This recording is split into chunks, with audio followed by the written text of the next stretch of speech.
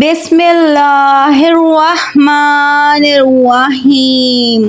ناظرین محترم، اللہ تبارک و تعالیٰ نے قرآن مجید میں ارشاد فرمایا، اور زنا کے قریب بھی نہ جاؤ، بے شک یہ بڑی بے حیائی اور برائی کا راستہ ہے۔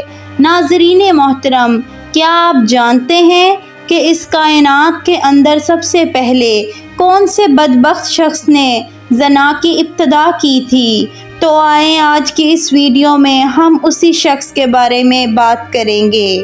پیارے دوستو، جب حضرت آدم علیہ السلام اور حضرت حوا علیہ السلام نے اللہ تبارک و تعالیٰ کے حکم کی نافرمانی کرتے ہوئے شجرہ ممنوعہ کا پھل کھایا، تو اللہ تبارک و تعالیٰ نے حضرت آدم علیہ السلام اور حضرت حوا علیہ السلام کو زمین پر اتار دیا، اور پھر اللہ تبارک و تعالیٰ کے حکم سے حضرت آدم اور حضرت حوا کے یہاں اولاد پیدا ہوئی۔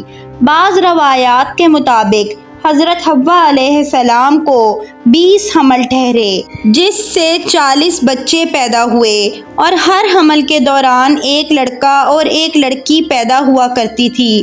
پیارے دوستو، یہ بات یاد رکھیں کہ اس وقت کے قوانین شریعت ہماری آج کی شریعت کے قوانین سے بالکل مختلف تھے۔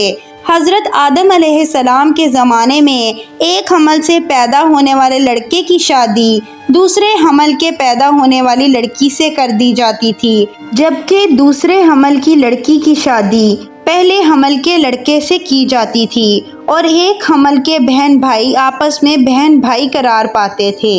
پھر اسی دوران حضرت آدم علیہ السلام کے یہاں قابیل اور حابیل پیدا ہوئے۔ چنانچہ قابیل کی بہن بہت زیادہ خوبصورت تھی، جبکہ جو لڑکی حضرت حابیل کے ساتھ پیدا ہوئی تھی وہ اتنی زیادہ خوبصورت نہ تھی۔ چنانچہ جب یہ بچے بڑھ کر جوان ہوئے اور ان کا آپس میں شادی کا وقت آیا، تو قابیل نے حابیل کی بہن کے ساتھ نکاح کرنے سے انکار کر دیا، اور کہنے لگا کہ یہ تو بالکل خوبصورت نہیں، میں تو اپنی بہن اکلیمہ کے ساتھ ہی نکاح کروں گا۔ یہ معاملہ اس قدر بڑھا کہ حضرت آدم علیہ السلام نے حکم دیا کہ دونوں بھائی اللہ تبارک و تعالیٰ کی بارگاہ کے اندر اپنی اپنی قربانی پیش کریں۔ چنانچہ جس کی قربانی اللہ تبارک و تعالیٰ کی بارگاہ میں مقبول ہوگی تو وہ ہی شخص اکلیمہ کے ساتھ شادی کرے گا۔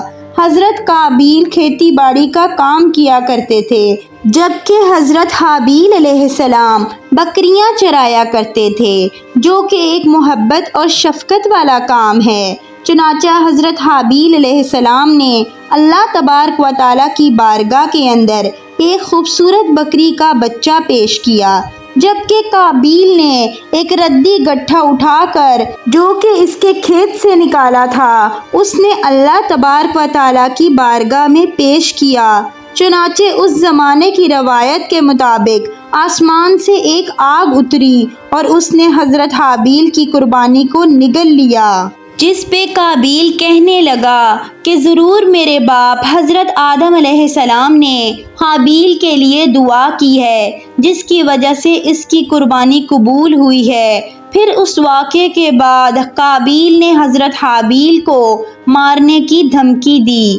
روایات کے اندر آتا ہے کہ حضرت حابیل علیہ السلام قابیل سے زیادہ طاقتور تھے، لیکن آپ نے اللہ تبارک و تعالیٰ کے خوف کی وجہ سے فرمایا کہ اگر تو مجھے قتل کرے گا تو میں تمہاری طرف تمہیں قتل کرنے کے لیے ہاتھ نہیں بڑھاؤں گا۔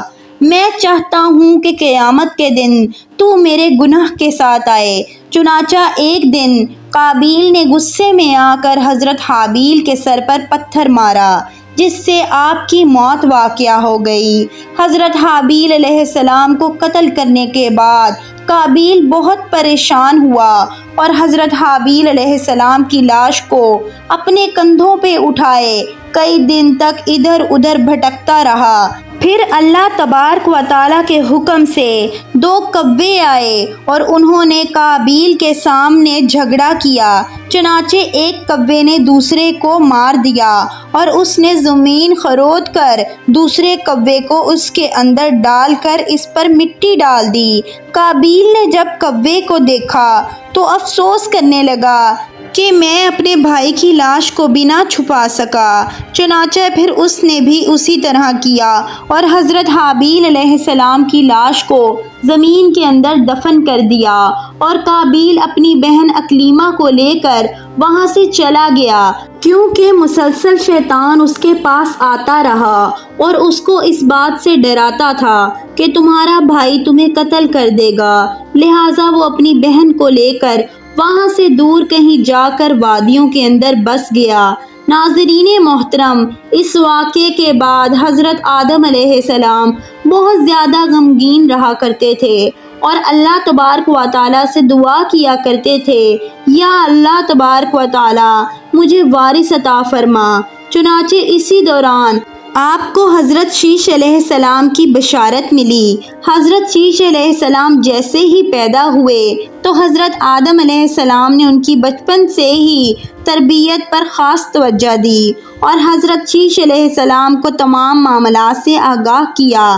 چنانچہ حضرت شیش علیہ السلام جب جوان ہوئے تو حضرت آدم علیہ السلام نے اپنے بعد ان کو مومنین کا خلیفہ مقرر کیا اور انہیں اس بات کا حکم دیا کہ وہ اپنے بھائی قابیل اور ان کی اولاد سے دور رہیں اور مومنین کی جماعت کو بھی ان سے دور رکھیں۔ چنانچہ حضرت آدم کے وصال کا وقت قریب آیا تو حضرت آدم علیہ السلام وصیتیں کرتے ہوئے اس دنیا سے کوچ فرما گئے۔ چنانچہ اللہ تبارک و تعالیٰ کے مقدس فرشتے نازل ہوئے اور انہوں نے حضرت شیش علیہ السلام کو حضرت آدم علیہ السلام کو دفن کرنے کا طریقہ بتایا۔ چنانچہ حضرت شیش علیہ السلام نے اسی طرح کیا۔ پھر اس کے کچھ عرصے کے بعد آپ کی والدہ حضرت حوا علیہ السلام کا بھی انتقال ہو گیا۔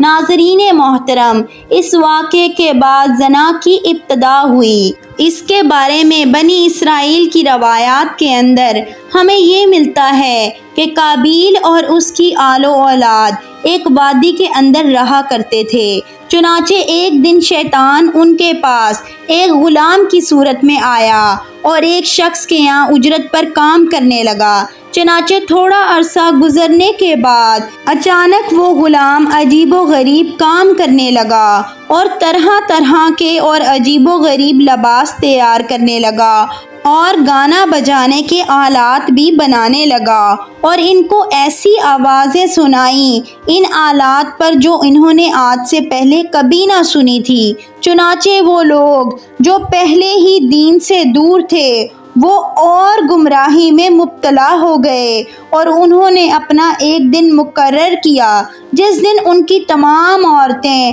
برہنہ لباس پہن کر اور زمانہ جاہلیت کی عورتوں کی طرح نیم عریاں لباس پہن کر آتی تھیں اور مردوں سے اختلاط کیا کرتی تھیں۔ پیارے دوستوں، حضرت شیش علیہ السلام کے ساتھ رہنے والے مومنین دور ہی سے ان گانے باجوں کی آوازوں کو سنا کرتے تھے۔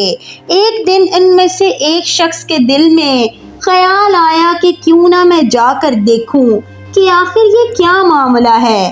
چنانچہ اس شخص نے چوری چھپے وہاں سے ہجرت کی اور عید کے دن کہ جس دن قابیل اور اس کی آل و عیال فسق و فتور میں مبتلا ہوتی تھی وہ شخص وہاں پہ پہنچا اور اس نے وہاں پر جا کر عورتوں کو دیکھا کہ وہ بہت زیادہ حسین و جمیل تھیں۔ اس حوالے سے روایت کے اندر آتا ہے کہ حضرت شیش علیہ السلام اور ان کے ساتھ جو مومنین کی جماعت تھی ان کے مرد بہت زیادہ حسین و جمیل اور خوبصورت تھے اور ان کے ساتھ جو عورتیں تھیں وہ بظاہر اتنی زیادہ حسین و جمیل نہ تھیں، جبکہ قابیل کی آل و اولاد کے اندر مرد انتہائی بدصورت تھے جبکہ ان کی عورتیں اور لڑکیاں بہت زیادہ حسین و جمیل تھیں۔ چنانچہ وہ نوجوان ان لڑکیوں کے حسن و جمال سے بہت زیادہ متاثر ہوا۔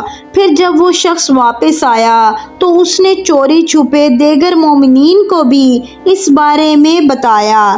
چنانچہ پھر آہستہ آہستہ مومنین کے لوگوں میں سے اور کمزور ایمان والے وہاں سے ہجرت کرنے لگے، اور ہجرت کر کے قابیل کی اولاد کے اندر جا کر ان عورتوں کے فتنے کے اندر مبتلا ہو گئے اور فسق و فتور کرنے لگے اور آپس میں زنا کاریاں کرنے لگے، جس سے زنا جیسے کبیرہ گناہ کی ابتدا ہوئی۔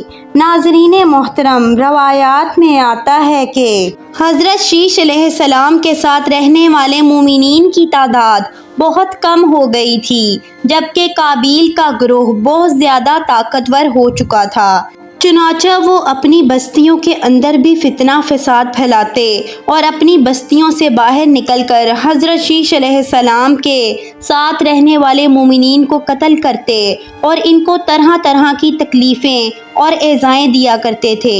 ناظرین محترم، یہ تمام روایت بنی اسرائیل سے لی گئی ہے، جس کے بارے میں حضور اکرم صلی اللہ علیہ وآلہ وسلم نے ارشاد فرمایا کہ جب تم بنی اسرائیل کی روایات میں سے کوئی روایت سنو تو نہ اس کی تصدیق کرو اور نہ ہی اس کی تردید کرو، بلکہ یہ کہو کہ جو کچھ اللہ تبارک و تعالیٰ نے نازل کیا ہم اس پر ایمان لائے۔ حقیقت میں زنا کی ابتدا اس وقت ہو گئی تھی جب قابیل اپنی بہن اکلیمہ کو لے کر وہاں سے رخصت ہو گیا تھا۔ اپنی بہن اکلیمہ کے ساتھ ناجائز رسم و رواج قائم کر کے اس نے اپنی آل و اولاد پیدا کی تھی۔ اللہ تبارک و تعالیٰ سے دعا ہے کہ اللہ پاک تمام مومنین کو زنا جیسی لعنت سے ہمیشہ ہمیشہ کے لیے محفوظ رکھے، آمین۔ اگر آپ کو یہ ویڈیو پسند آئی ہے تو اس ویڈیو کو لائک کریں اور ہمارے چینل کو سبسکرائب کریں۔ جزاک اللہ۔